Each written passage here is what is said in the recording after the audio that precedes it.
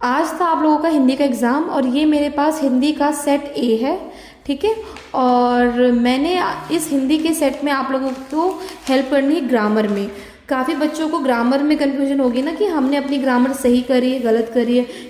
तो देखो, सबसे पहला क्वेश्चन जो था आपका वो आया हुआ था रचना के आधार पर वाक्य भेद। तो पहले का आंसर है मिश्र वाक्य, ठीक है।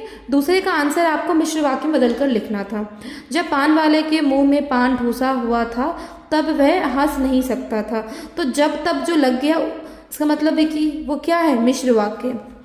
तीसरे वाले में आपको चेंज करना सरल वाक्य में। पान वाले के लिए यह बात मज़ेदार होने पर भी हालदार साहब के लिए चकित करने वाली थी, ठीक है। हमने इसको सरल वाक्य में चेंज कर दिया। अब बदलना आपको संयुक्त वाक्य।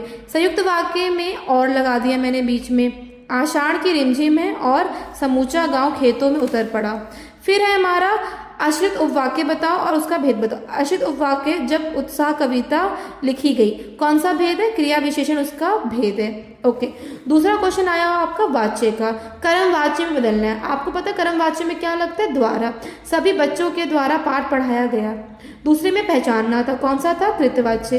तीसरे में वृद्धा चल नहीं पा रही थी, ठीक है, इसको आपको कृतवाच्य में बदलना था। ओके, नेक्स्ट, तुम जा नहीं सकते, इसको भाववाच्य में बदलना था। तो तुमसे जाया नहीं जा सकता। फिफ्थ, कौन सा भेद है, कर्मवाच्य। फिफ्थ में आपको बताना है पद परिचय। तो पहला किस पर है, अपने पर। अपने मतलब कि विशेषण, सार्वनामिक विशेषण और पुल्लिंग। उधर क्रिया विशेषण और स्थानवाचक। थर्ड, वह मतलब कि सर्वनाम, पुरुषवाचक और अन्य पुरुषवाचक और पुल्लिंग। ओके, घटनाएं, संज्ञा और जातिवाचक, इसका पद परिचय।